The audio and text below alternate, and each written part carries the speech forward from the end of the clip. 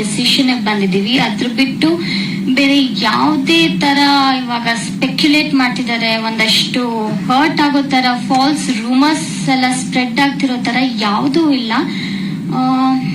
ಅಷ್ಟೇ. ಈಗ ನಾನು ಹೇಳ್ಬೇಕಾಗಿರುವಂತ ವಿಚಾರ ಇವಾಗ ವದಂತಿ, ನಮ್ ಕಿವಿಗೆ ಬಿದ್ದಂತ ವದಂತಿ. ವದಂತಿ ನಂಬರ್ 1 ಏನು ಅಂತ ಹೇಳಿದ್ರೆ, ನಿವೇದಿತಾ ನನ್ನ ಬಳಿಯಿಂದ ಆಲೆಮನಿ ಅಂದ್ರೆ ಜೀವನಾಂಶ ಕೋಟ್ಯಾಂತರ ರೂಪಾಯಿ ನನ್ನಿಂದ ಆಲೆಮನಿ ಪಡೆದಿದ್ದಾರೆ ಅನ್ನೋ ಒಂದು ವದಂತಿ ಹರಿದಾಡ್ತಿದೆ, ರೂಮರ್ಸ್. ನಾನು ನಿವೇದಿತಾ ನನ್ನ ಹತ್ರ ದುಡ್ಡನ್ನ ಡಿಮ್ಯಾಂಡ್ ಮಾಡಿದ್ದಾರೆ ಅಂತ. ಇದು ಖಂಡಿತವಾಗ್ಲೂ ಸುಳ್ಳು. ಅವರು ಯಾವುದೇ ರೀತಿಯಾದಂತ ಆಲೆಮನಿ ನನ್ನಿಂದ ಪಡ್ಕೊಂಡಿಲ್ಲ. ಅವರು ಅದನ್ನ ಕ್ಲೇಮ್ ಕೂಡ ಮಾಡಿಲ್ಲ. ನಾನು ಅವ್ರಿಗೆ ಆಲೆಮನಿ ನಾನು ಕೂಡ ಕೊಟ್ಟಿಲ್ಲ. ಸೊ ಇದೊಂದು ವದಂತಿ. ಇವಾಗಲೇ ಮತ್ತೊಮ್ಮೆ ಕ್ಲಿಯರ್ ಮಾಡ್ತಾ ಇದ್ದೀನಿ, ಜೀವನಾಂಶ ಆಲೆಮನಿ ಅದನ್ನ ನಿವೇದಿತ ಅವರು ಕ್ಲೇಮ್ ಮಾಡಿಲ್ಲ. ನಾನು ಕೂಡ ಯಾವುದೇ ರೀತಿಯಾದಂತ ಆಲೆಮನಿ ನಿವೇದಿತ ಅವರಿಗೆ ಕೊಟ್ಟಿಲ್ಲ. ಹಾಗೆ ಎರಡನೇ ವದಂತಿ, ಒಂದು ಮಕ್ಕಳು ಮಾಡ್ಕೊಳ್ಬೇಕು ಅನ್ನೋ ಒಂದು ಕಾರಣ. ಅಂದ್ರೆ ನಿವೇದಿತಾಗೆ ನಾನು ತುಂಬಾ ಫೋರ್ಸ್ ಮಾಡ್ತಿದ್ದೆ ಮಕ್ಕಳು ಮಾಡ್ಕೊಳ್ಳೋಣ ಅಂತ. ಆಕೆ ಬೇಡ ಅಂತ ಹೇಳ್ತಾ ಇದ್ಲು, ಅದಕ್ಕೋಸ್ಕರ ಈ ರೀತಿ ಆಗಿದೆ ಅನ್ನೋ ಒಂದು ವದಂತಿ ಕೂಡ ಕೇಳಿ ಬರ್ತಾ ಇದೆ. ಸೊ ಅದು ಕೂಡ ಸುಳ್ಳು. ನಾವಿಬ್ರು ಇಂಡಿವಿಜುವಲ್ಸ್ಗಳು. ಅವ್ರು ಕೂಡ ಸಿನಿಮಾ ಇಂಡಸ್ಟ್ರಿಯಲ್ಲಿ ಒಳ್ಳೆ ಕರಿಯರ್ ಇದೆ, ನಾನು ಕೂಡ ಸಿನಿಮಾ ಇಂಡಸ್ಟ್ರಿಯಲ್ಲಿ ಕೆಲಸ ಮಾಡ್ತಾ ಇದ್ದೀನಿ. ಸೊ ಹಾಗಾಗಿ ಸೊ ಈ ಒಂದು ಏನಿದೆ ಈ ಮಕ್ಕಳು ಮಾಡ್ಕೋಬೇಕು ಅನ್ನೋದು, ಸೊ ನನಗೂ ಆದಂತ ಇನ್ನೂ ಒಂದಷ್ಟು ಪ್ಲಾನ್ಗಳಿದೆ ಏನೇನೋ ಮಾಡ್ಬೇಕು ಅಂತ. ಇದು ಕೂಡ ಸುಳ್ಳು.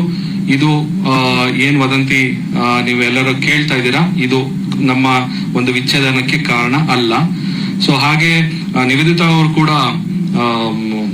ಕೂಡ ಚೆನ್ನಾಗಿ ದುಡಿತಾ ಇದ್ದಾರೆ, ಸಿನಿಮಾ ಇಂಡಸ್ಟ್ರಿ ಚೆನ್ನಾಗಿ ಅರ್ನ್ ಮಾಡ್ತಾ ಇದ್ದಾರೆ. ಅವರು ಕೂಡ ಇಂಡಿಪೆಂಡೆಂಟ್ ವುಮೆನ್, ಅವರು ಯಾರ ಮೇಲೂ ಡಿಪೆಂಡೆಂಟ್ ಆಗಿಲ್ಲ. ಹಾಗೆ ನಾವು ಜೊತೆಲಿದ್ದಾಗ್ಲೂ ಅಷ್ಟೇನೆ ಅವರ ಕೆಲಸನ ಅವ್ರು ನೋಡ್ಕೊಳ್ತಾ ಇದ್ರು, ಅವ್ರ ಖರ್ಚುಗಳನ್ನ ಅವ್ರು ನೋಡ್ಕೊಳ್ತಾ ಇದ್ರು. ಸೊ ಹಾಗಾಗಿ ಮತ್ತೊಮ್ಮೆ 2 ಪಾಯಿಂಟ್ ಮತ್ತೆ ಕ್ಲಿಯರ್ ಮಾಡ್ತೀನಿ. ಒಂದು, ಅವ್ರು ಯಾವುದೇ ರೀತಿಯಾದಂತ ಆಲೆಮನಿ ಕೂಡ ತಗೊಂಡಿಲ್ಲ, ಅಂದ್ರೆ ಜೀವನಾಂಶ ಪಡ್ಕೊಂಡಿಲ್ಲ ನನ್ನ ಕಡೆಯಿಂದ. ಹಾಗೆ ಇನ್ನೊಂದು, ಮಗು ಮಾಡ್ಕೊಳ್ಳುವಂತ ಒಂದು ಕಾರಣ ಏನಿದೆ ಅದು ಕೂಡ ಸುಳ್ಳು. ಹಾಗೆ ಇನ್ನ ಈ ಒಂದು ಮೇನ್ ವಿಚಾರ ನಾನು ಹೇಳ್ಬೇಕು ಅಂತ ಹೇಳಿದ್ರೆ, ಒಬ್ಬ 3ನೇ ವ್ಯಕ್ತಿಯನ್ನ ನಿವೇದಿತಾ ಅವ್ರ ಜೊತೆ ಹೆಸರಿಗೆ ಸೇರಿಸಿ ಅವ್ರಿಗೆ ಸಂಬಂಧ ಕಲ್ಪಿಸ್ತಾ ಇರೋದು ಎಲ್ಲೋ ಒಂದ್ ಕಡೆ ನನಗೂ ಕೂಡ ಮನಸ್ಸಿಗೆ ತುಂಬಾನೇ ಬೇಜಾರಾಗ್ತದೆ. ಯಾಕಂತ ಹೇಳಿದ್ರೆ ಆ ವ್ಯಕ್ತಿ ಮನೆಗೆ ನಾನು ಕೂಡ ಸಾಕಷ್ಟು ಬಾರಿ ಹೋಗಿದ್ದೀನಿ. ಅವರ ಮನೆಯಲ್ಲಿ ನಡೀತಿದ್ದಂತಹ ಫ್ಯಾಮಿಲಿ ಫಂಕ್ಷನ್ ಗಳಿಗೆ ನಾನು ಕೂಡ ತುಂಬಾ ಅಟೆಂಡ್ ಆಗಿದ್ದೀನಿ. ಅವರು ತುಂಬಾ ಒಳ್ಳೆ ಫ್ಯಾಮಿಲಿ ಅವರು. ಅಂಡ್ ಅವರ ಫ್ಯಾಮಿಲಿ ಫಂಕ್ಷನ್ ಅಂತ ಅಂದ್ರೇನೆ ನಮ್ಗೊಂಥರ ತುಂಬಾ ಖುಷಿ ಆಗೋದು. ಅವ್ರ ಮನೆಗೆ ಹೋದಾಗ ಅಷ್ಟೊಂದು ಜನನ ಸೇರಿಸಿ ಅವ್ರಿಗೆ ಊಟ ಹಾಕೋದಿರ್ಬೋದು, ಅವ್ರಿಗೆ ಒಂದು ಎಂಟರ್ಟೈನ್ಮೆಂಟ್ ಕೊಡೋದಿರ್ಬೋದು, ಆ ಕೆಲಸನೆಲ್ಲ ತುಂಬಾ ಮಾಡ್ತಾ ಇದ್ರು. ಸೊ ನಾನು ಕೂಡ ಸಾಕಷ್ಟು ಬಾರಿ ಆ ಕಾರ್ಯಕ್ರಮಗಳಿಗೆ ಹೋಗಿದ್ದೀನಿ, ನಾವಿಬ್ರು ಕೂಡ ಅವ್ರ ಜೊತೆಗೆ. ಸೊ ಆ ವ್ಯಕ್ತಿ ಜೊತೆ ನಿವೇದಿತಾ ಅವ್ರನ್ನ ಹೆಸರನ್ನ ಸೇರಿಸಿ ಇವ್ರಿಗೆ ಏನೋ ಒಂದು ಸಂಬಂಧ ಇದೆ ಅಂತ ಹೇಳ್ತಾ ಇರುವಂತ ಒಂದು ವಿಕೃತ ಮನಸ್ಥಿತಿ ಎಲ್ಲೋ ಒಂದ್ ಕಡೆ ನಾವು ಕನ್ನಡಿಗರಾಗಿ ನಾವು ಅದನ್ನ ಮಾಡಬಾರ್ದು, ನಮ್ಮ ಶೋಭೆಗೆ ಅಲ್ಲ ಅದು ಅಂತ ಹೇಳಕ್ ಇಷ್ಟಪಡ್ತೀನಿ. ಇದನ್ನ ನಾನು ಹೇಳೋದಕ್ಕಿಂತ ನಿವೇದಿತಾ ಅವರು ಅದ್ರ ಬಗ್ಗೆ ಮಾತಾಡಿದ್ರೆ ಚೆನ್ನಾಗಿರುತ್ತೆ ಅನ್ಸುತ್ತೆ. ಆಕ್ಚುಲಿ ಹೌದು, ನಂಗೆ ಆಕ್ಚುಲಿ ಅದ್ ನೋಡಿದಾಗ ಸ್ವಲ್ಪ ಬೇಜಾರಾಯ್ತು. ಯಾಕಂದ್ರೆ ನಾವು ಚಂದನ್ ಮೆನ್ಷನ್ ಮಾಡ್ದಂಗೆ ನಾವೆಲ್ಲ ಫ್ಯಾಮಿಲಿ ಫ್ರೆಂಡ್ಸ್, ನಾವು ಅವ್ರ ಫ್ಯಾಮಿಲಿ ಜೊತೆ ಹೋಗ್ತೀವಿ. ಇವನ್ ನಾವ್ ಏನಾದ್ರು ಫಂಕ್ಷನ್ ಇದ್ದಾಗ ನಮ್ನಷ್ಟೇ ಅಲ್ಲ, ಎಲ್ಲಾರನ್ನೂ ಸೇರಿಸಿ ಫ್ಯಾಮಿಲಿ ಫಂಕ್ಷನ್ಸ್ ಎಲ್ಲ ಮಾಡ್ತಾರೆ. ಅವ್ರ ಜೊತೆ ಅವ್ರ ಫ್ಯಾಮಿಲಿ ಜೊತೆ ಒಳ್ಳೆ ಬಾಂಡಿಂಗ್ ಇದೆ ನನ್ಗೆ. ಪ್ರತಿ ವರ್ಷನೂ ಅವ್ರು ನನಗೆ ಬರ್ಡೇ ವಿಶ್ ಮಾಡ್ತಾರೆ, ನಾನು ಅವ್ರಿಗೆ ಬರ್ಡೇ ವಿಶ್ ಮಾಡ್ತೀನಿ. ಬಟ್ ಈ ವರ್ಷನೇ ಯಾಕೆ ಈ ತರ ಆಯ್ತು ಅದು ತುಂಬಾ ತಪ್ಪು. ಆಕ್ಚುಲಿ ಅವ್ರಿಗೂ ಆದಂತ ಒಂದು ಫ್ಯಾಮಿಲಿ ಇರುತ್ತೆ, ಮಕ್ಳಿರತ್ತೆ. ಆ ಸೆಂಟಿಮೆಂಟ್ಸ್ ಜೊತೆ ಪ್ಲೀಸ್ ಹರ್ಟ್ ಮಾಡಬೇಡಿ. ಬಿಕಾಸ್ ಎಲ್ಲರಿಗೂ ಅದು ತುಂಬಾ ಮನ್ಸಿಗೆ ನೋವಾಗತ್ತೆ. ಅಂಡ್ ಇವಾಗ ಜಸ್ಟ್ ಒಂದು ಪೋಸ್ಟ್ ಹಾಕಿದ ತಕ್ಷಣ, ಯಾವ್ದೋ ಒಂದು ಟ್ರೆಂಡಿಂಗ್ ಸಾಂಗ್ ಹಾಕಿದ ತಕ್ಷಣ ಏನೋ ಲವ್ ಇದೆ ಅದಿದೆ ಅಂತ ಹೇಳೋದು ತಪ್ಪು. ಪ್ರಾಬಬ್ಲಿ ಒಂದಷ್ಟು ಜನ ಜೋಕ್ಗೋ ಅಥವಾ ಅವ್ರ ಪೋಸ್ಟ್ಸ್ಗೆ ಎಂಗೇಜ್ಮೆಂಟ್ ಸಿಗ್ಬೇಕು ಅಂತ ಮಾಡ್ತಾರೆ. ಬಟ್ ಅದ್ರಿಂದ ಹಿಂದೆ ಆಗುವಂತ ನೋವಾಗಿರ್ಲಿ, ಅದು ಈ ಸಿಚುವೇಶನ್ ಈ ಟೈಮಲ್ಲಿ ತುಂಬಾ ಹರ್ಟ್ ಆಗತ್ತೆ. ಅವ್ರ ಫ್ಯಾಮಿಲಿಗೆ ಎಷ್ಟು ನೋವಾಗಿರ್ಬೋದು ಅದೆಲ್ಲ ನಾನು ಅವ್ರಿಗೆ ಇನ್ಫ್ಯಾಕ್ಟ್ ಕಾಲ್ ಮಾಡಿ ಕೇಳ್ದೆ. ಅವ್ರ ಜೊತೆ ಆಗಿರ್ಲಿ, ಅವ್ರ ವೈಫ್ ಜೊತೆನೂ ಕಾಲ್ ಮಾಡಿ ಕೇಳ್ದೆ, ಸೋ ಸಾರಿ ಈ ತರ ಬರ್ತಿದೆ, ಪ್ಲೀಸ್ ಬೇಜಾರ್ ಮಾಡ್ಕೋಬೇಡಿ, ಏನಾದ್ರೂ ಇಶ್ಯೂ ಇದ್ರೆ ಪ್ಲೀಸ್ ನಾನು ಕ್ಲಾರಿಫೈ ಮಾಡ್ತೀನಿ ಅಂದಾಗ ಅವರೇ ಹೇಳಿದ್ರು ತಲೆಗೆಲ್ಲ ಕೆಡಿಸ್ಕೋಬೇಡ ಅಂತ. ನಾನು ನಿಜವಾಗ್ಲೂ ಇಬ್ರು ಸೇರಿ ನನಗೆ ತುಂಬಾನೇ ಸಪೋರ್ಟ್ ಮಾಡಿದ್ರು. ಇವಾಗ ಏನಾದ್ರೂ ಒಂದ್ ಪೋಸ್ಟ್ ಹಾಕ್ತೀವಿ ಅಂತ ಅನ್ಕೊಳ್ಳಿ, ಸೂರ್ಯನ ಮೇಲೆ ಇವಾಗ ನಾನು ಸ್ಯಾಟಲೈಟ್ ಬಿಟ್ಟಿದ್ದೀನಿ ಅಂತ, ಹಂಗಂತ ನಂಬಲ್ಲ ಯಾರು. ಯಾಕಂದ್ರೆ ಇಟ್ಸ್ ಮ್ಯಾಡ್ನೆಸ್ ಅನ್ನೋತರ ಈ ತರ ಬೇಸ್ಲೆಸ್ ಆಗಿ ಏನು ಇಲ್ದೇ ಇರೋದೆಲ್ಲ ಹೇಳಿದ್ರೆ ತುಂಬಾ ಹರ್ಟ್ ಆಗತ್ತೆ. Yeah that's all. ನಿಜವಾಗ್ಲೂ ಬೇಜಾರಾಗತ್ತೆ. ಅಂಡ್ ಆಲ್ಸೋ ತುಂಬಾ ನಮಗ್ ಸುತ್ತ ಇರೋರು ಏನಾದ್ರೂ ಈ ತರ ಒಂದು ಪ್ರಾಬಬ್ಲಿ ಗೊತ್ತಿಲ್ದೇನೆ ಈ ತರ ಎಲ್ಲ ಮಾತಾಡೋದು ನಿಜವಾಗ್ಲೂ ತಪ್ಪು. ಈ ಪೋಸ್ಟ್ ನೋಡ್ಕೊಂಡಾಗಿರ್ಲಿ ಅದನ್ನ ಮನ್ಸಿಗೆ ಆಕ್ಚುಲಿ ನೋವಾಗತ್ತೆ. ಅದಾದ್ಮೇಲೆ ನಾನು ಇನ್ನೊಂದು ವಿಚಾರ ಹೇಳಕ್ ಇಷ್ಟಪಡ್ತೀನಿ. ನಾನೊಂದು ಇನ್ನೊಂದು ವ್ಯಕ್ತಿ ಕೊಟ್ಟಿರುವಂತ ಇಂಟರ್ವ್ಯೂ ಕೂಡ ನೋಡಿದೆ. ಅವರು ನನ್ನ ಫ್ರೆಂಡ್ ಅಂತ ಕ್ಲೇಮ್ ಮಾಡ್ತಾ ಇದ್ದಾರೆ. ಅವರು ನನಗೆ ತುಂಬಾ ಕ್ಲೋಸ್ ಫ್ರೆಂಡ್ ಅಂತ ಹೇಳ್ತಾ ಇದ್ದಾರೆ. ಆ ರೀತಿ ಯಾವ ತರನೂ ಇಲ್ಲ. ಅವರು ಹೇಳಿದಂತ ಮಾತುಗಳು ನನಗೆ ಒಂದ್ ನಿಮಿಷ ಶಾಕ್ ಆಯ್ತು. ನನಗೆ ಅನ್ಸಿದ್ದು ಯಾಕೆ ಈ ತರ ಸುಳ್ಳು ಹೇಳ್ತಿದಾರಲ್ಲ. ಅವ್ರು ಹೇಳಿದಾರೆ 6 ತಿಂಗಳಿಂದನೇ ನನಗೆ ಸಿಕ್ಕಿದಾಗ ನನಗೆ ಹೇಳಿದ್ರಂತೆ ನಿವೇದಿತಾ ಅವ್ರಿಗೆ ಹೈದರಾಬಾದ್ ಅಲ್ಲಿ ಒಂದು ಹುಡುಗನ ಜೊತೆ ಸಂಬಂಧ ಇದೆ, ಅವನ್ ಹೈದರಾಬಾದಿಗೆ ಏನಕ್ಕೆ ಹೋಗ್ತಾರೆ ಅವರು ಅಂತ. ಆ ತರ ಒಂದು ಕಾನ್ವರ್ಸೇಷನ್ ನಮ್ಮಿಬ್ರು ಮಧ್ಯೆ ಯಾವತ್ತೂ ನಡೆದೇ ಇಲ್ಲ. ಅವರು ಒಂದು ಸಿನಿಮಾದಲ್ಲಿ ನಾನು ಆಕ್ಟ್ ಮಾಡ್ಬೇಕಾದ್ರೆ ಅವರು ಆ ಸಿನಿಮಾದಲ್ಲಿ ಅವರು ಕೂಡ ಒಂದು ಪಾತ್ರ ಮಾಡ್ತಾ ಇದ್ರು. ಸೊ ಆ ಸಿನಿಮಾ ಶೂಟಿಂಗ್ ಟೈಮ್ ಅಲ್ಲಿ ನಾನು ಅವ್ರು ಸಿಕ್ಕಿದ್ದೆ. ಅವ್ರು ಸಿಕ್ಕಿದಾಗ ಸಿನಿಮಾ ಬಗ್ಗೆ ಮಾತಾಡಿದೀವಿ ಹೊರತು ಸೊ ಈ ರೀತಿಯಾದಂತ ಯಾವುದೇ ವಿಚಾರ ಮಾತಾಡಿಲ್ಲ. ಮತ್ತೆ ಅವ್ರು ಅಂದ್ರಂತೆ ಅವರು ನಿವೇದಿತಾ ಅವ್ರು ಸರಿ ಇಲ್ಲ ಅಂತೆಲ್ಲ ನನ್ಗೆ ಹೇಳಿದ್ರಂತೆ, ನಾನು ಅದನ್ನ ಕೇಳಿದ್ನಂತೆ. ಸೊ ಈ ತರ ಎಲ್ಲ ಒಂದು ಸುಳ್ಳು ಹೇಳಿಕೆಗಳು ಯಾಕೆ ಕೊಟ್ರು ಅನ್ನೋದು ನನಗೆ ಆಕ್ಚುಲಿ ಗೊತ್ತಾಗ್ಲಿಲ್ಲ. ಬೇರೆಯವರ ಮನೆ ಒಂದು ಪರ್ಸನಲ್ ಲೈಫ್ ಅವ್ರಿಗೆ ಏನ್ ಸಂಬಂಧ ಇದೆ ಅನ್ನೋದು ನನಗೆ ಒಂದು ದೊಡ್ಡ ಕ್ವಶನ್ ಮಾರ್ಕ್ ಆಗಿ ನನ್ ಕಾಡ್ತಾ ಇದೆ ನನ್ಗೆ ಇವಾಗ. ಬಿಕಾಸ್ ನಾವಿಬ್ರು ವಿಚ್ಛೇದನ ಪಡಿಬೇಕು ಅಂತ ನಾವು ಅನ್ಕೊಂಡಾಗ ನಮ್ಮ ಪೇರೆಂಟ್ಸ್ ಅವ್ರ ಜೊತೆ ಡಿಸ್ಕಸ್ ಮಾಡಿದಾಗ ಅವ್ರು ಹೇಳಿದಿಷ್ಟ, ನೋಡಪ್ಪ ನೀವು ಬುದ್ಧಿವಂತರು, ನಿಮ್ಗೆ ಆಲ್ರೆಡಿ ಸಮಾಜದಲ್ಲಿ ಒಂದು ಸ್ಥಾನಮಾನ ಲಭಿಸಿದೆ. ಸೊ ನಿಮ್ಮ ಒಂದು ಡಿಸಿಷನ್ ನೀವು ತಗೊಳ್ಳಿ ಅಂತ ನಮ್ಮ ತಂದೆ ತಾಯಿಗೆ ಇರ್ಬೋದು, ಅವ್ರ ತಂದೆ ತಾಯಿ ಆಗಿರ್ಬೋದು, ನಮಗೆ ನಮ್ಮ ಡಿಸಿಷನ್ ಮಾಡ್ಕೊಳ್ಳಿ, ನಿಮ್ ಜೀವನ ನಿಮ್ ಕೈಲಿದೆ ಅಂತ ನಮಗ್ ಬಿಟ್ರು. ಸೊ ಅವರೇ ಸುಮ್ನಿರ್ಬೇಕಾದಾಗ ಈ ಒಂದು ವ್ಯಕ್ತಿ ಯಾಕೆ ನಮ್ಮಿಬ್ಬರ ಪರ್ಸನಲ್ ಲೈಫ್ ಒಳಗಡೆ ಬಂದ್ಬಿಟ್ಟು ನಾವೇ ಇವಾಗ ಪರಸ್ಪರ ನಾವಿಬ್ರು ಮ್ಯೂಚುವಲ್ ಕನ್ಸೆಂಟ್ ಇಂದ ಇಬ್ಬರ ಒಪ್ಪಿಗೆ ಮೇರೆಗೆ ನಾವು ಮುಂದೆ ಬಂದು ವಿಚ್ಛೇದನ ಪಡೆದಿರೋದು. ಸೊ ನಾವೇ ಇಬ್ರು ಇವಾಗ ಖುಷಿಯಾಗಿರ್ಬೇಕು ಅಂತ ನಾವಿವಾಗ ಇದನ್ನ ಮಾಡಿದೀವಿ. ಸೊ ಇದ್ರ ಮಧ್ಯದಲ್ಲಿ ಮತ್ತೆ ನೀವು ಖುಷಿಯಾಗಿರ್ಬೇಡಿ, ನೀವು ಜಗಳಾಡ್ತಾನೆ ಇರಬೇಕು ಅನ್ನೋ ಒಂದು ಮನಸ್ಥಿತಿ ಇಟ್ಕೊಂಡು ಯಾಕೆ ಬಂದು ನಮ್ಮಿಬ್ರು ಮಧ್ಯದಲ್ಲಿ ಇಲ್ಲದೆ ಇರುವಂತಹ ಒಂದು ಊಹಾಪೋಹಗಳನ್ನೆಲ್ಲ ನಮ್ಮ ಮನಸ್ಸಲ್ಲಿ ಬೀಜನ ಬಿತ್ತಾ ಇದ್ದೀರಾ ಅನ್ನೋದು ನನಗೆ ಗೊತ್ತಾಗ್ತಿಲ್ಲ. ದಯವಿಟ್ಟು ಇದನ್ನ ಇಲ್ಲಿಗೆ ನಿಲ್ಸ್ಬಿಡಿ. ಇದು ಯಾರಿಗೂ ಖುಷಿ ಕೊಡುವಂತ ವಿಚಾರ ಅಲ್ಲ, ಇದು ಖುಷಿ ಕೊಡುವಂತ ವಿಚಾರ ಅಲ್ಲ. ಅಂದ್ರೆ ಈ ತರ ವಿಚಾರಗಳನ್ನ ಮಾತಾಡ್ಕೊಂಡು ಅದನ್ನ ಎಂಟರ್ಟೈನ್ಮೆಂಟ್ ಆಗಿ ಬಳಸ್ಕೊಳ್ಳೋದು ಎಲ್ಲೋ ಒಂದ್ ಕಡೆ ಮಾನವೀಯತೆ ಮರ್ತಂಗಿರುತ್ತೆ ಅಂತ ಅನ್ಸುತ್ತೆ ನನಗೆ. ಸೊ ಹಾಗಾಗಿ ದಯವಿಟ್ಟು ಈ ರೀತಿಯಾದಂತ ವದಂತಿಗಳು ಏನಿದೆ ಇದಕ್ಕೆ ಯಾರು ದಯವಿಟ್ಟು ಕಿವಿ ಕೊಡಬೇಡಿ. ನಾವಾಗೆ ಸ್ಪಷ್ಟನೆ ಕೊಟ್ಟಾಗಿದೆ ಇವಾಗ ನಮ್ ಕಡೆಯಿಂದ. ಅಫ್ಕೋರ್ಸ್ ನಮ್ಮ ಜೀವನದಲ್ಲಿ ಅದನ್ನ ಬ್ಯಾಲೆನ್ಸ್ ಮಾಡಕ್ ಆಗ್ಲಿಲ್ಲ. ಎಲ್ಲರಿಗೂ ತುಂಬಾ ಖುಷಿ ಇತ್ತು ನಮ್ಮಿಬ್ರು ಜೋಡಿ ಚೆನ್ನಾಗಿದೆ, ನಿಮ್ ಒಳ್ಳೆ ಜೋಡಿ ಅಂತ. ನಾವು ಅದನ್ನ ತುಂಬಾ ಬ್ಯಾಲೆನ್ಸ್ ಮಾಡಿದ್ವಿ, ಅದನ್ನ ಇನ್ನೂ ಮುಂದುವರ್ಸ್ಕೊಂಡು ಹೋಗೋಣ ಅಂತ. ಬಟ್ ಸ್ಟಿಲ್ ಎಲ್ಲೋ ಒಂದ್ ಕಡೆ ಅದು ಸಾಧ್ಯವಾಗ್ಲಿಲ್ಲ. ಅದಕ್ಕೆ ಈ ಒಂದು ಡಿಸಿಷನ್ ತಗೊಂಡಿದೀವಿ ನಾವು. ಅಂಡ್ ಅಂಡ್ ಆಲ್ಸೋ ಆ ವ್ಯಕ್ತಿ ಇವಾಗ ಚಂದನ್ ಮೆನ್ಷನ್ ಮಾಡಿದಂಗೆ ಡಿವೋರ್ಸ್ ಆಫ್ ಕನ್ವೀನಿಯನ್ಸ್ ಆ ತರ ಎಲ್ಲ ವರ್ಡ್ಸ್ ನ ಯೂಸ್ ಮಾಡಿದಾರೆ. ಅಂದ್ರೆ ನಾವು ಡಿವೋರ್ಸ್ ತಗೊಂಡಿರೋದು ನಮ್ಮ ಕೆರಿಯರ್ ನ ಬೆಳೆಸ್ಕೊಂಡು ಹೋಗೋದಿಕ್ಕೆ. ಅಂದ್ರೆ ನಾನ್ ತೆಲುಗು ಡೈರೆಕ್ಟರ್ಸ್ ಹಿಂದೆ ಹೋಗಿ ಅವ್ರ ಹತ್ರ ಆಫರ್ಸ್ ಕೇಳೋದಿಕ್ಕೆ ಆಗ್ಲಿ ಏನೇನೋ ಹೇಳಿದ್ದಾರೆ. ಬಟ್ ಅದೆಲ್ಲ ಟ್ರೂ ಅಲ್ಲ. ನನಗೇನ್ ಅನ್ಸುತ್ತೆ ಅಂದ್ರೆ ನಾವ್ ನಿಜವಾಗ್ಲೂ ಟ್ಯಾಲೆಂಟೆಡ್ ಆಗಿದ್ರೆ ನಮಗ್ ಆಪರ್ಚುನಿಟೀಸ್ ಅದಾಗೆ ಅದ್ ಬರುತ್ತೆ. ನಾನ್ ನನ್ನ ಫೀಲ್ಡ್ ಅಲ್ಲಿ ಇಷ್ಟು ವರ್ಷನೂ ಕೂಡ ಬ್ಯಾಕ್ ಟು ಬ್ಯಾಕ್ ಶೋಸ್ ಮಾಡ್ಕೊಂಡು ಬ್ಯುಸಿ ಆಗಿದ್ದೀನಿ. ನನ್ನ ಮದ್ವೆ ಆಗಿ ನಮ್ಮಿಬ್ರ ಮದ್ವೆ ನನ್ನ ಕೆರಿಯರ್ಗೆ ಏನು ಅದನ್ನ ಅಂದ್ರೆ ಅದನ್ನ ಏನು ಕೆಳಗಡೆ ಮಾಡಿಲ್ಲ. ಅಂದ್ರೆ ನಾವಿಬ್ರು ಮದ್ವೆ ಆಗಿದ್ರು ನನ್ನ ಕೆರಿಯರ್ ಗ್ರೋತ್ ಅಲ್ಲೇ ಇತ್ತು. ನಾವ್ ರೀಸನ್ ಏನಕ್ಕೆ ಅಂದ್ರೆ ಮೇನ್ಲಿ ಬಿಕಾಸ್ ನಮ್ಮಿಬ್ರು ಮಧ್ಯೆ ಕಂಪ್ಯಾಟಬಿಲಿಟಿ ಇರ್ಲಿಲ್ಲ. ಚಂದನ್ ಮೆನ್ಷನ್ ಅವ್ರಿಗೇನು ಪ್ಲೆಷರ್ ಸಿಗ್ತಿದ್ಯೋ ಸುಳ್ಳು ಹೇಳಿ, ನಂಗೆ ಆ ಕಾನ್ಫಿಡೆನ್ಸ್ ಇದೆಯಲ್ಲ, ಸುಳ್ಳು ಹೇಳೋದ್ರಲ್ಲಿ ಕಾನ್ಫಿಡೆನ್ಸ್ ನೋಡಿನೇ ನನಗೆ ತಲೆ ಕೆಟ್ಟೋಯ್ತು. ಒಬ್ಬ ಹಿಂಗೂ ಯೋಚನೆ ಮಾಡ್ಬೋದಾ, ಹಿಂಗೂ ಯೋಚನೆ ಮಾಡ್ತಾರ ಅಂತ. ಬಟ್ ಆತರ ಏನೂ ಇಲ್ಲ. ಕ್ಲಿಯರ್ ಆಗಿ ಮೆನ್ಷನ್ ಮಾಡ್ಬೇಕು ಅಂದ್ರೆ it's just because mutual consent ನಾವಿಬ್ರು ಕಂಪ್ಯಾಟಬಲ್ ಇರ್ಲಿಲ್ಲ ಅಂತ.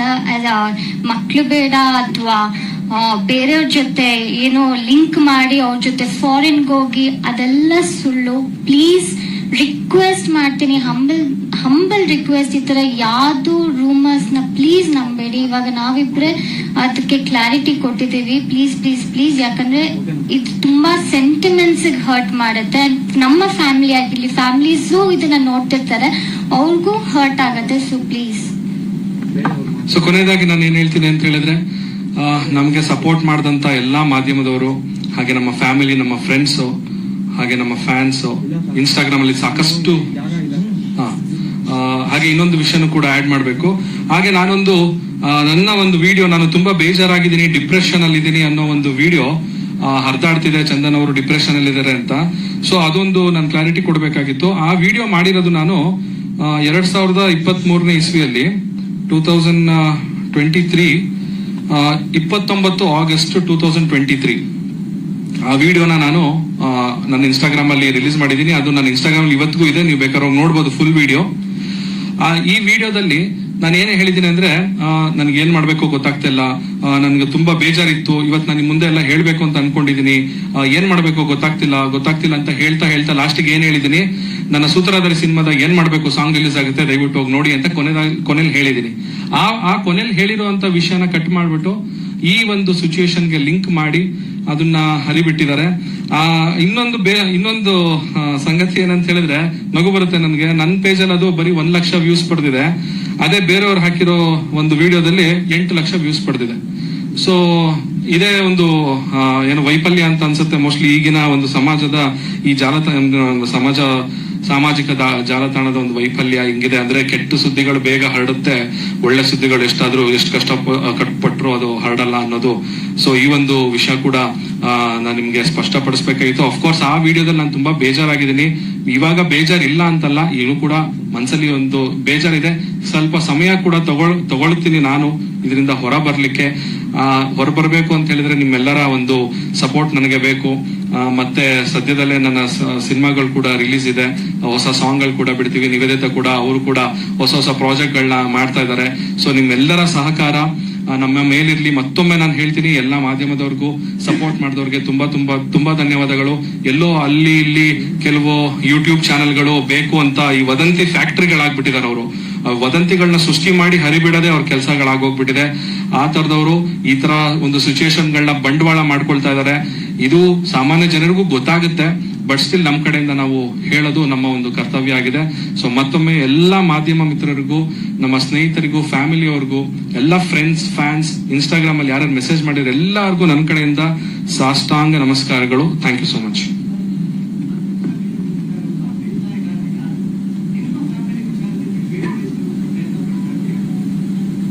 ಇದು ನಮಗೂ ಗೊತ್ತಿಲ್ಲ, ಆ ವ್ಯಕ್ತಿ ಯಾರು ಅಂತ ಐಡಿಯಾನೂ ಇಲ್ಲ. ಯಾಕಂದ್ರೆ ನಾವಿಬ್ರು ಜೊತೆಲಿದ್ದಾಗ ಸೊ ಅವರು ಯಾವ ರೀತಿ ಇವಾಗ ಬೇರೆಯವರ ಒಂದು ಬೇರೆ ವ್ಯಕ್ತಿಯನ್ನ ಇಟ್ಕೊಂಡು ಇವ್ರ ಜೊತೆ ಒಂದು ಸಂಬಂಧನ ಕಲ್ಪಿಸ್ತಾ ಇದಾರಲ್ಲ, ಅವ್ರು ಆ ಬೇಸ್ ಯಾರು ಅಂತಾನು ಗೊತ್ತಿಲ್ಲ. ಫಸ್ಟ್ ಆ ಪೋಸ್ಟ್ ಯಾವ ಯೂಟ್ಯೂಬ್ ಚಾನೆಲ್ ಅಥವಾ ಯಾವ ಇನ್ಸ್ಟಾಗ್ರಾಮ್ ಪೇಜ್ ಅದನ್ನ ಸ್ಟಾರ್ಟ್ ಮಾಡ್ತು ಅಂತ ಗೊತ್ತಿಲ್ಲ. ಯಾರೋ ಒಬ್ಬ ವ್ಯಕ್ತಿ ಸ್ಟಾರ್ಟ್ ಮಾಡಿದ ತಕ್ಷಣ ಈ ಕಂಟೆಂಟ್ ಚೆನ್ನಾಗಿದೆಯಲ್ಲ, ನಾವು ಹಾಕೋಣ, ನಮಗೂ ಲೈಕ್ಸ್ ಬರುತ್ತೆ ಅಂತ ಅಂದ್ಬಿಟ್ಟು ಮಾಡಿದವರೇ ಜಾಸ್ತಿ ಜನ ಇದ್ದಾರೆ.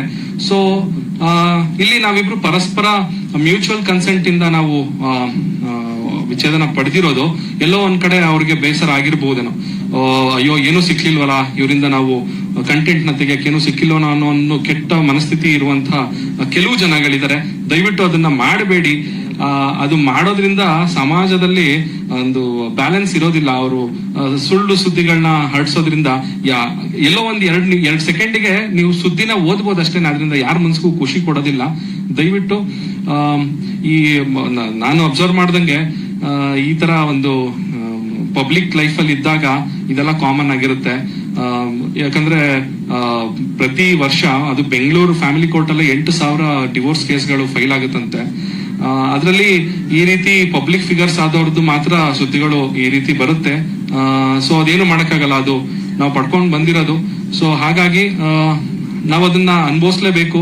ಇವಾಗ ಈ ಮಟ್ಟಕ್ಕೆ ಇವತ್ತು ನಾವು ಸ್ಟೇಜ್ ಮೇಲೆ ಬಂದು ನಿಮ್ಮೆಲ್ಲರ ಮುಂದೆ ಬಂದಿದೀವಿ ಅಂತ ಹೇಳಿದ್ರೆ ಖಂಡಿತವಾಗ್ಲೂ ಒಬ್ಬ ಪಬ್ಲಿಕ್ ಫಿಗರ್ಸ್ ಗಳಾಗಿ ಇದು ನಮ್ಮ ಜವಾಬ್ದಾರಿ ಕೂಡ ಆಗಿರುತ್ತೆ. ನಾವು ನಮ್ಮ ವೈಯಕ್ತಿಕ ಜೀವನ ಅದರಲ್ಲಿ ಆಗೋ ಹೋಗುಗಳನ್ನ ಸಂಪೂರ್ಣವಾಗಿ ನಾವು ತಿಳ್ಸಕ್ ಆಗದೆ ಇದ್ರು ಎಲ್ಲೋ ಒಂದ್ ಕಡೆ ಯಾಕೆ ಆಯ್ತು ಅನ್ನೋ ಒಂದು ಕ್ಲಾರಿಟಿನ ಕೊಟ್ರೆ ನಮ್ಮನ್ನ ಫಾಲೋ ಮಾಡೋರ್ಗು ಒಂದು ಮನಸ್ ಸಮಾಧಾನ ಇರುತ್ತೆ ಅನ್ನೋ ಒಂದು ಕಾರಣಕ್ಕೋಸ್ಕರ ಇವತ್ತು ಈ ಒಂದು ಪ್ರೆಸ್ ಮೀಟ್ ನ ಕೂಡ ಮಾಡಿದೀವಿ. ಹಾ ಸರ್.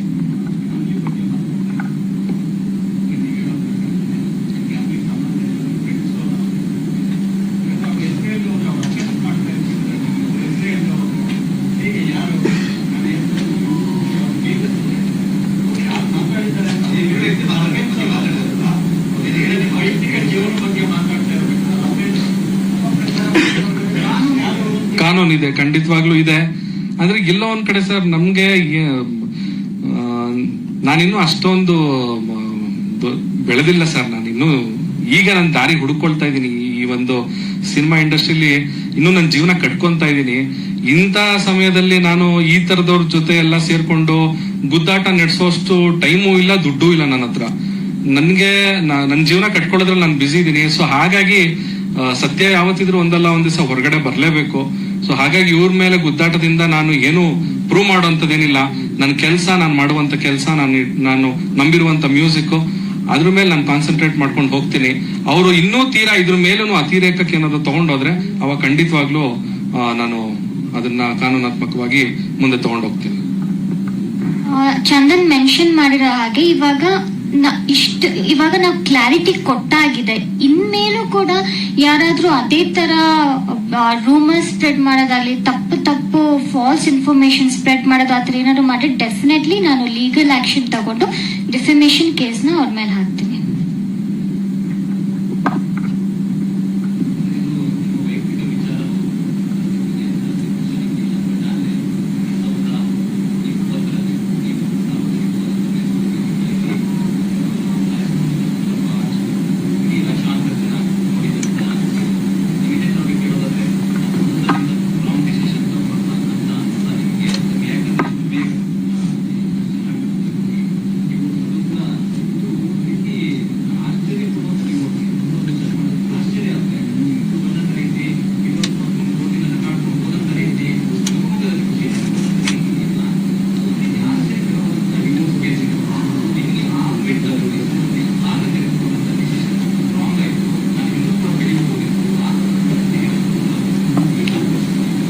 ಸರ್ ಆತರ ಏನು ಇಲ್ಲ. ಯಾವುದೇ ಡಿಸಿಷನ್ ರಿಗ್ರೆಟ್ ಮಾಡೋದಾಗ್ಲಿ ಏನು ಇಲ್ಲ. ನಾನು ಚಂದನ್ ಜೊತೆ ಒಳ್ಳೊಳ್ಳೆ ಮೆಮೊರೀಸ್ ಕೂಡ ಇದೆ, ಅದಂತೂ ನಾನು ಸುಳ್ಳು ಅಂತ ಹೇಳಕ್ಕಾಗಲ್ಲ. ಈ ಡಿಸಿಷನ್ ಪ್ಯೂರ್ಲಿ ಬಿಕಾಸ್ ಕಂಪ್ಯಾಟಬಿಲಿಟಿ ಇಲ್ಲ. ಬಟ್ ಆದ್ರೆ ನಾವಿಬ್ರು ಒಳ್ಳೆ ಫ್ರೆಂಡ್ಸ್ ಕೂಡ ಇವಾಗ್ಲೂ ಕೂಡ. ನಾನ್ ಚಂದನ್ನ ಬಿಟ್ಟು ಹೋಗ್ಬೇಕು ಅಂತ ಡಿಸಿಷನ್ ಮಾಡಿಲ್ಲ, ಅಂದ್ರೆ ಇನಿಶಿಯೇಟ್ ಮಾಡಿಲ್ಲ, ಅಥವಾ ಚಂದನ್ ನನ್ನ ಹತ್ರ ಇನಿಶಿಯೇಟ್ ಆತರ ಏನು ಇಲ್ಲ. ನಾವಿಬ್ರು ಕೂತ್ಕೊಂಡು ದಿನ ಇವಾಗ ನಾವೇನಾದ್ರು ಕಾನ್ಫ್ಲಿಕ್ಟ್ಸ್ ಮಾಡ್ತು ಅಂದ್ರೆ ಒಬ್ರ ಮೇಲೆ ಒಬ್ರು ಹೋಗ್ತಾ ಎನಿಮಿಟಿ ಬಿಲ್ಡ್ ಆಗತ್ತೆ. ಬಟ್ ಇವಾಗ ನಾವು ಒಳ್ಳೆ ರೀತಿಲಿ ಒಬ್ರನ್ನೊಬ್ರನ್ನ ಕೆರಿಯರ್ಸ್ ನ ಸಪೋರ್ಟ್ ಮಾಡ್ಕೊಂಡು ಗ್ರೋತ್ ಮಾಡ್ಕೊಂಡು ಹಾಗೆ ಇರ್ತೀವಿ. ಚಂದಾಗಿ ನಾನ್ ಸಪೋರ್ಟ್ ಮಾಡ್ತೀನಿ, ಅವ್ರು ನನಗ್ ಸಪೋರ್ಟ್ ಮಾಡ್ತಾರೆ. ಯಾವ್ದೇ ತರ ಅವಾಗ ಅದೊಂದು ರಿಗ್ರೆಟ್ ಮಾಡ್ಕೊಂಡು ಅಯ್ಯೋ ಇನ್ನೂ ಬೆಳಿಬೋದಿತ್ತು ಆತರ ಏನು ಇಲ್ಲ. ನಾನು ಅವಾಗ್ಲೇ ಹೇಳ್ದಂಗೆ ನಿಮ್ಗೆ ಏನಾದ್ರು ಟ್ಯಾಲೆಂಟ್ ಇದ್ರೆ ನಿಮ್ಗೆ ಆಪರ್ಚುನಿಟೀಸ್ ಅದೇ ಉಟ್ಕೊಂಡ್ ಬರುತ್ತೆ. ಎಷ್ಟೊಂದ್ ಜನ ಇಂಡಸ್ಟ್ರಿಯಲ್ಲಿ ಮದ್ವೆ ಆಗಿರೋರು ಇದಾರೆ, ಅವರೆಲ್ಲ ಅವ್ರ ಕೆರಿಯರ್ ಅಲ್ಲಿ ಎಷ್ಟೊಂದ್ ಜನ ಗ್ರೋತ್ ನೋಡ್ತಾ ಇದಾರೆ.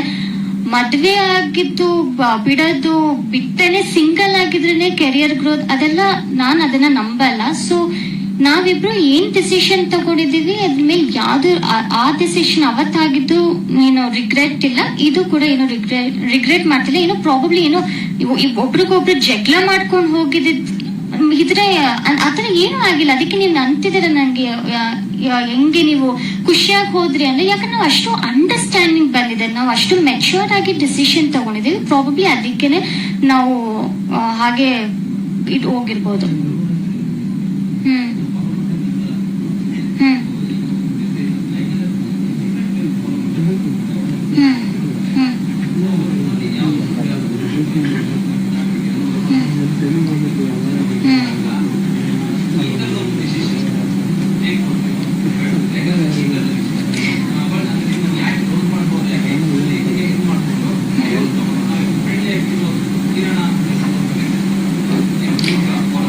ಸರ್ ಏನ್ ಗೊತ್ತಾ, ಎಷ್ಟೊಂದ್ ಜನ ಕಪಲ್ಸ್ ಅವ್ರ ಲೈಫ್ ಅವ್ರವ್ರ ಗೊತ್ತಿರತ್ತೆ ಹೇಗಿರತ್ತೆ ಅಂತ. ನಾವ್ ಯಾರಿಗೂ ನೀವ್ ಡಿವೋರ್ಸ್ ತಗೊಳ್ಳಿ, ಫ್ರೆಂಡ್ಲಿ ಆಗಿ ಡಿವೋರ್ಸ್ ಕೊಡಿ ಅಂತ ಎಲ್ಲೂ ಮೆಸೇಜ್ ಕೊಡ್ತಾ ಇಲ್ಲ, ಅಥವಾ ನಮ್ ಇಂಟೆನ್ಷನ್ ಕೂಡ ಅದಲ್ಲ. ಇವಾಗ ಅವ್ರ ಲೈಫ್ ನ ಸಾಲ್ವ್ ಮಾಡ್ಕೊಂಡು ಅವ್ರ ಮುಂದೆ ಹೋಗೋದು ಅಂದ್ರೆ ಅವ್ರ ಮೇಲೆ ಡಿಪೆಂಡ್ ಆಗಿರುತ್ತೆ.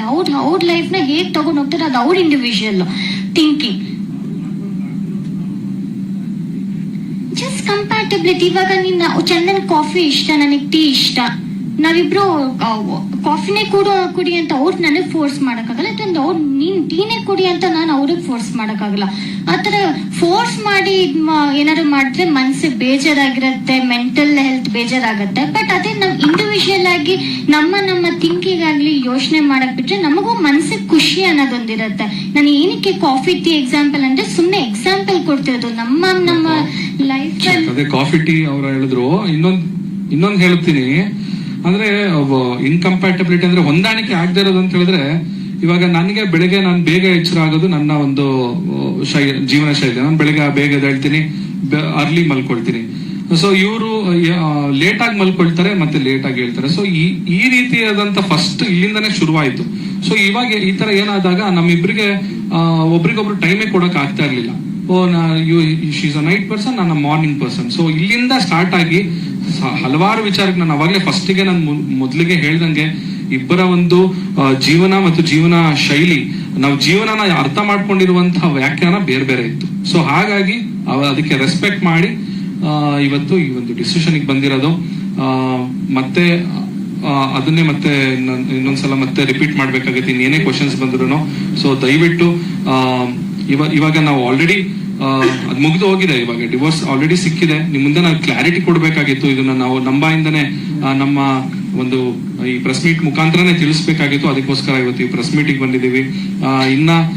ಇನ್ನಷ್ಟು ಹೇಳ್ಕೊಳ್ಬಾರ್ದೇ ಇರುವಂತ ಅಂತ ವಿಚಾರ ಏನಿಲ್ಲ, ಅಂತ ಕೆಟ್ಟ ವಿಚಾರಗಳು ಅಂತದೇನು ಇಲ್ಲ. ಸೊ ಹಾಗೆ ಖಾಸಗಿ ವಿಚಾರಗಳನ್ನ ನಾನು ಎಲ್ಲರ ಮುಂದೆ ಬಹಿರಂಗವಾಗಿ ನಾನು ತಿಳಿಸೋಕ್ಕೂ ನನಗೆ ಮನಸ್ಸಿಲ್ಲ. ಸೊ ಹಾಗಾಗಿ ದಯವಿಟ್ಟು ಎಲ್ಲರಿಗೂ ನಾನು ರಿಕ್ವೆಸ್ಟ್ ಮಾಡಿ ಕೇಳ್ಕೊಳ್ಳೋದು, ಒಂದು ನಮ್ಮ ಒಂದು ಖಾಸಗಿ ವಿಚಾರನ ನಮ್ಮಲ್ಲಿಯೇ ಅದು ಇರ್ಲಿಕ್ಕೆ ಬಿಡಿ ಅಂತ ಕೇಳ್ಕೊಳ್ತೀನಿ. ಎಲ್ಲರ ಹತ್ರ ಮಾತಾಡಾಗಿತ್ತು. ಎಲ್ಲ ಅವ್ರ ಫ್ಯಾಮಿಲಿ, ಅವ್ರ ಪೇರೆಂಟ್ಸು, ನಮ್ಮ ಫ್ಯಾಮಿಲಿ, ನಮ್ಮ ಪೇರೆಂಟ್ಸು ಎಲ್ಲರೂ ಸುಮಾರು 1 ವರ್ಷಕ್ಕೂ ಹೆಚ್ಚು ಹಿಂದೆಯಿಂದಾನೇ ನಾವು ಈ ಮಾತುಗಳನ್ನ ಆಡಿ ಕೊನೆದಾಗಿ ಯಾವುದೇ ರೀತಿಯ ಕಾನ್ಫ್ಲಿಕ್ಟ್ ಇಲ್ದಲೆ ಪರಸ್ಪರ ಜಗಳ ಆಡ್ಕೊಂಡು ಸಾಕಷ್ಟು ನೋಡ್ತೀವಿ. ಸಾಕಷ್ಟು ಕೇಸ್ಗಳಲ್ಲಿ ಅವ್ರ ಮೇಲೆ ಇವ್ರು ಅಲಿಗೇಷನ್ ಮಾಡಿ, ಇವ್ರ ಮೇಲೆ ಅವ್ರು ಅಲಿಗೇಷನ್ ಮಾಡಿ, ಬೀದಿ ರಂಪಾಟ ಮಾಡಿ ಅದಕ್ಕೊಂದು ಲಾಸ್ಟಿಗೆ ಫೈನಲ್ ಆಗಿ ಡಿವೋರ್ಸ್ ತಗೊಳ್ತಾರೆ. ಸೊ ಅದ್ ಯಾವ ರೀತಿ ಆಗೋದ್ ಬೇಡ. ನಾವ್ ಯಾವ ರೀತಿ ಮದ್ವೆ ಆಗ್ಬೇಕಾದ್ರೆ ಒಂದು ಖುಷಿಯಾಗಿ ಮದ್ವೆ ಆದ್ವಿ, ಸೊ ಬಿಟ್ಟೋಗ್ಬೇಕಾದ್ರೂ ಆ ಒಂದು ಮನಸ್ಥಿತಿಲೇನೆ ನಾವ್ ಎಂಡ್ ಮಾಡೋಣ ಅಂತ ಅನ್ಕೊಂಡು ಈ ತರ ಮಾಡಿ.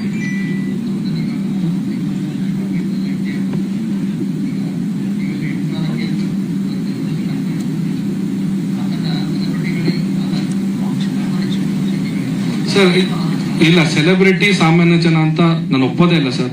ನಾವು ಸಾಮಾನ್ಯ ಜನನೇ, ನಾವು ಎಲ್ಲರಂತೆ ನಾವು ಮನುಷ್ಯರು. ಎಲ್ಲರಿಗೆ ಯಾವ ರೀತಿ ಫೀಲಿಂಗ್ಸ್ ಇರುತ್ತೆ ನಮಗೂ ಅದೇ ರೀತಿ ಫೀಲಿಂಗ್ಸ್ ಇರುತ್ತೆ. ನಮಗೂ ಅಳು ಬರುತ್ತೆ, ನಮಗೂ ನೋವಾಗುತ್ತೆ, ನಮಗೂ ಮನಸ್ಸಿಗೆ ಈ ತರ ವಿಚಾರಗಳಾದಾಗ ತುಂಬಾನೇ ನಮಗೂ ಅಪ್ಸೆಟ್ ಆಗ್ತೀವಿ ನಾವು ಕೂಡ. ಸೊ ಹಾಗಾಗಿ ನಮ್ಮನ್ನು ಕೂಡ ಎಲ್ಲರಂತೆ ಮನುಷ್ಯರಾಗೇನೆ ನಮ್ಮನ್ನು ನೋಡಿ ಸೆಲೆಬ್ರಿಟಿ ಅಂದಾಗ ಹೌದು ಒಂದು ಸೆಲೆಬ್ರಿಟಿ ಸ್ಟೇಟಸ್ ಅಂದಾಗ ಒಂದಷ್ಟು ಜವಾಬ್ದಾರಿಗಳಿರುತ್ತೆ. ಬಟ್ ಸ್ಟಿಲ್ ಪರಿಸ್ಥಿತಿ ಕೈ ಮೀರಿ ಹೋದಾಗ ಅದನ್ನ ಮತ್ತೆ ಒಂದು ಕಷ್ಟದಲ್ಲಿ ಅದನ್ನ ಹಿಡಿದಿಟ್ಕೊಳ್ಳೋದಿದೆ ಅಲ್ವಾ, ಅದು ಯಾರಿಗೂ ಬೇಡ ಸರ್. ಅದಕ್ಕೋಸ್ಕರ ನ್ಯಾಯಾಲಯ ನಮ್ಗೆ ಕಾನೂನುಬದ್ಧವಾಗಿ ಏನು ಪ್ರೊಸೀಜರ್ ನ ಫಾಲೋ ಮಾಡಕ್ ಹೇಳ್ತು ಆ ಪ್ರೊಸೀಜರ್ನೆಲ್ಲ ಫಾಲೋ ಮಾಡಿದ್ವಿ. ಆ ಪ್ರೊಸೀಜರ್ ಫಾಲೋ ಮಾಡಾದ್ಮೇಲೆ ನಮ್ಗೆ ಫೈನಲ್ ಆಗಿ ಡಿವೋರ್ಸ್ ಸಿಕ್ಕಿದೆ.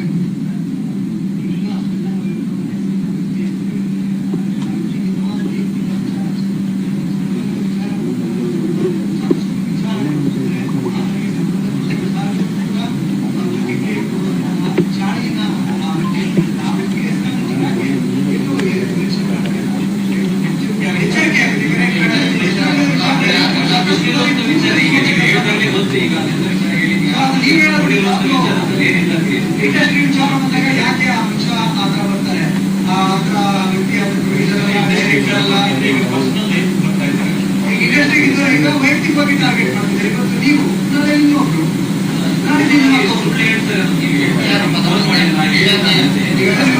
ಆತ್ಮೀಯ ಅಂತ ಹೇಳಿದಂತ ನೀವಾದ್ರೆ ನೀವು ಎಚ್ಚರಿಕೆ ಕೊಡ್ತಾರೆ. ಮುಂದಿನ ಮೆನ್ಷನ್ ಮಾಡಿದ್ದಾರೆ ಸರ್, ಇವಾಗ ಯಾರ ಜೊತೆ ಹೋದೆ ಅಂತ ಕೇಳಿದೆ ಅಂತ ನಿಮ್ಮನ್ನ ಪ್ರಶ್ನೆ ಮಾಡಿದಂತೆ ಯಾಕೆ ಹೋದೆ ಅಂತ ಆ ಟೈಮಲ್ಲಿ ಅವ್ರನ್ನ ಬೇರೆ ಅದರೆಲ್ಲ ಮಾಡಿದ್ರೆ ಈಗ ಕ್ಲಾರಿಫಿಕೇಶನ್ ಕೊಡ್ತಾ ಇದ್ದೀರಾ. ಇವಾಗ ನಿಮ್ಮನ್ನ ಇಷ್ಟಪಟ್ಟು ಅದಕ್ಕೋಸ್ಕರ ನೀವು ನೀವೇನಿದ್ದಾರೆ ನೀವು ನಿಮ್ಮ ಬಗ್ಗೆ ಅವ್ರು ಮಾತಾಡ್ತಿಲ್ಲ ಚಂದನ್ ನಮಗೂ ಕೊಟ್ಟಿದ್ದಾರೆ ಸೊ ಹಾಗಾಗಿ ನಾನು ಕೇಳ್ತೀನಿ ವಿದ್ಯಾರ್ಥಿನಿಯರು ಸಿನಿಮಾ ಸೆಟ್ಟಲ್ಲಿ ಶೂಟಿಂಗ್ ನಡೀತಿದ್ದಾರೆ ಟೈಮಲ್ಲಿ ನೀವು ಶೂಟಿಂಗ್ ಹೋಗಿಲ್ಲ ಅಂತ ಒಂದು ಕ್ವಶನ್ ನೀವು ಯಾಕೆ ಹೋಗಿಲ್ಲ ಯಾಕೆ ಹೋಗ್ಬಾರ್ದಿತ್ತು ಅನ್ನೋ ಪ್ರಶ್ನೆ ಅಂತಲ್ಲ ಶೂಟಿಂಗ್ ಹೋಗಿದ್ರೆ ಹೋಗಿರ್ಲಿಲ್ವಾ ಫೋನ್ ಮಾಡಿ ಡೈರೆಕ್ಟರ್ಗಳು ಪ್ರೊಡ್ಯೂಸರ್ಗಳು ಕೇಳಿದಾಗ ನಾನು ಮೆಂಟಲಿ ನನಗೆ ಇಲ್ನೆಸ್ ಇದೆ ಅಂದರೆ ಮಾನಸಿಕ ಖಿನ್ನತೆಗೊಳಗಾಗ್ತೀನಿ ನನ್ನ ಪರ್ಸನಲ್ ಲೈಫಲ್ಲಿ ಒಂದಿಷ್ಟು ಇಶ್ಯೂಸ್ ಆಗಿದೆ ಸೊ ಹಾಗಾಗಿ ನಾನು ಶೂಟಿಂಗ್ ಬರಲ್ಲ ಅಂತ ಅವರು ಒಂದು ವಾರನೋ 10 ಡೇಸ್ ಆದ್ಮೇಲೆ ನೀವು ಅವ್ರಿಗೆ ರಿಯಾಕ್ಟ್ ಮಾಡಿದ್ರಿ ಅಂತ ಇನ್ನೊಂದು ಅವ್ರು ಅಮೆರಿಕಕ್ಕೆ ನೀವು ಒಬ್ಬರೇ ಹೋಗ್ತೀರಂತೆ ಅವ್ರು ಪ್ರಶ್ನೆ ಮಾಡ್ತಾರಂತೆ ವ್ಯಕ್ತಿ ಸೊ ಹಾಗಾಗಿ ನೀವು ಹೇಳೋದಿರುತ್ತೆ ನಾನು ಅದಕ್ಕೆ ಪಾಸ್ಪೋರ್ಟ್ ಫೀಸ್ ನನಗೆ ಅದ್ರ ಬಗ್ಗೆ ಗೊತ್ತಿಲ್ಲ ಪಾಸ್ಪೋರ್ಟ್ ಫೀಸ್ ಇಲ್ಲ ಸೊ ಹಾಗಾಗಿ ನಾನು ಕರ್ಕೊಂಡು ಹೋಗಲ್ಲ ಕಾನ್ಸರ್ಟ್ಗೆ ಅಂತ ಹೇಳ್ತಾರೆ ಸೊ ಬೇರೆಯವ್ರ ಜೊತೆ ಆಕೆ ಫಾರಿನ್ ಹೋಗೋದಕ್ಕೆ ಪಾಸ್ಪೋರ್ಟ್ ವೀಸಾ ಇರುತ್ತೆ ಚಂದನ್ ಜೊತೆ ಹೋಗೋದಕ್ಕಿಲ್ಲ ಅಂತ ಆ ವ್ಯಕ್ತಿ ಹೇಳಿದ್ರು ಅವರು ನಿಮ್ಮ ಮಧ್ಯದಲ್ಲಿ ಯಾಕೆ ತಲೆ ಹಾಕೋದಿಲ್ಲ ಬಟ್ ರಿಯಾಕ್ಷನ್ ನಮಗೂ ಕೊಡ್ತಿದ್ದಾರೆ ವಿದ್ಯಾರ್ಥಿನಿಯರೇ ಶೂಟಿಂಗ್ ಹೋಗಿಲ್ಲ ಅದಕ್ಕೆ ಫಸ್ಟ್ ಅದನ್ನ ಹೇಳ್ಬಿಡ್ತೀನಿ. ಅದ್ ಯಾವತ್ತಂತೆ ಯಾವತ್ತು ಶೂಟಿಂಗ್ ಆಗಿ ಅವಾಗ ಇದು ವಿದ್ಯಾರ್ಥಿನಿಯ ಪ್ರೆಸ್ ಮೀಟ್ ಇನ್ನೇನು 15ನೇ ತಾರೀಕು ನಡೆಯುತ್ತೆ. ಅವತ್ತು ಡೈರೆಕ್ಟರ್ ಕೂಡ ಸ್ಟೇಜ್ ಮೇಲೆ ಇರ್ತಾರೆ. ಆ ಸಿನಿಮಾ ಇಡೀ ತಂಡ ಇರುತ್ತೆ. ನಾನು ಒಂದು ದಿವಸನಾದ್ರೂ ಶೂಟಿಂಗ್ ಸೆಟ್ಟಿಗೆ ಲೇಟ್ ಆಗಿ ಹೋಗಿದ್ದೀನಿ ಅಂತ ಅವ್ರು ಹೇಳ್ಬಿಡ್ಲಿ ನೋಡೋಣ. ಅಲ್ಲಿ ಇರೋ ಬರೋರೆಲ್ಲ ನೋಡಿದಾರ ಶೂಟಿಂಗ್ ಅಲ್ಲಿ. ಇವತ್ತವರೆಗೂ ನನ್ನ ಕಮಿಟ್ಮೆಂಟ್ ಹೆಂಗಿರುತ್ತೆ ಅಂತ ಹೇಳಿದ್ರೆ ನಾನು ಬರ್ತೀನಿ ಅಂದ್ರೆ ನಾನು ಬರ್ತೀನಿ, ನಾನು ಬರಲ್ಲ ಅಂದ್ರೆ ನಾನು ಮುಂಚೆನೆ ಹೇಳ್ಬಿಡ್ತೀನಿ ನಂಗೆ ಬರಕ್ಕಾಗಲ್ಲ ಸರ್, ನಾನು ಹಿಂಗೆ ಬೇರೆ ಶೋ ಇದೆ ಅಲ್ಲಿ ಹೋಗ್ತೀನಿ ಇಲ್ಲಿ ಹೋಗ್ತೀನಿ. ಕಮಿಟ್ಮೆಂಟ್ ನಾನು ಕೊಟ್ಟಾದ್ಮೇಲೆ ನಾನು ಎಲ್ಲೇ ಇರಲಿ ನಾನು ಶೂಟಿಂಗ್ ಹೋಗೇ ಹೋಗ್ತೀನಿ. ಇದು ಖಂಡಿತವಾಗ್ಲೂ ಸುಳ್ಳು. ಇದು ಯಾಕೆ ಈ ಮಾತನ್ನ ಅವರು ಹೇಳಿದಾರೆ ಗೊತ್ತಿಲ್ಲ. ಅವತ್ತು 15ನೇ ತಾರೀಕು ಅವ್ರು ಬರ್ತಾರೆ ಪ್ರೆಸ್ ಮೀಟಿಗೆ. ಅವತ್ತು ಬೇಕಾದ್ರೆ ಮುಖಾಮುಖಿ ನನ್ನ ಮುಂದೆ ಈ ಮಾತುಗಳನ್ನ ಆಡ್ಲಿ, ನೋಡೋಣ ಅವತ್ತು ಏನಾಗುತ್ತೆ ನೋಡ್ಬೇಕಾಗುತ್ತೆ.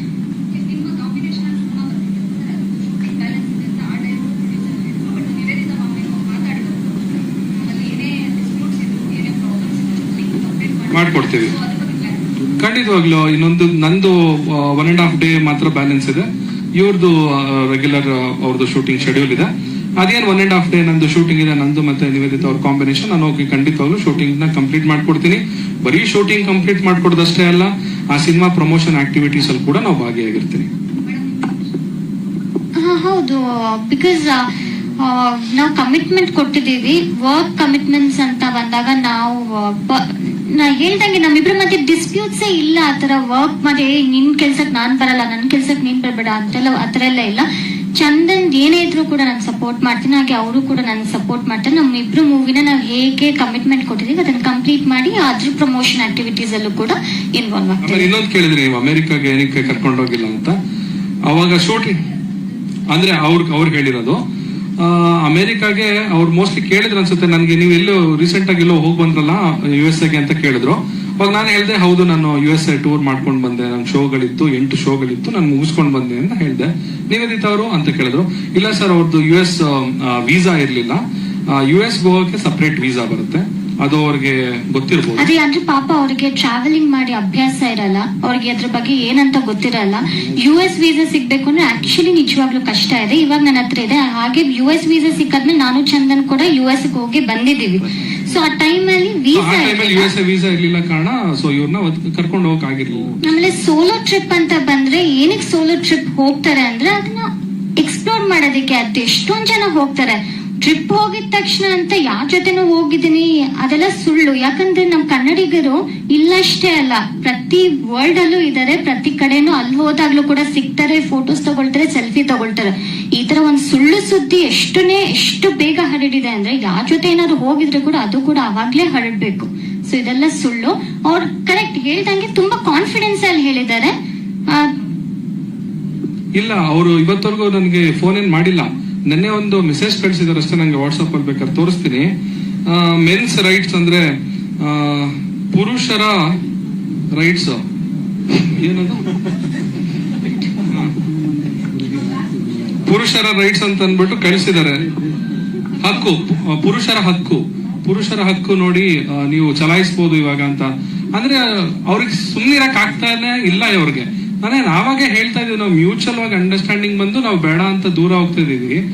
ಇನ್ನೇನ್ ಅದ್ರಲ್ಲಿ ನಾನು ಹಕ್ಕೇನ್ ಚಲಾಯಿಸ್ಲಿ ಅಂದ್ರೆ ಅವ್ರು ನನಗೆ ಐಡಿಯಾ ಕೊಡ್ತಿದಾರೆ, ಇಲ್ಲ ನೀನ್ ನೋಡು ಹಿಂಗ್ ಮಾಡ್ಬೋದು ಅಂತ ಐಡಿಯಾಗಳನ್ನ ಕೊಡ್ತಿದಾರೆ.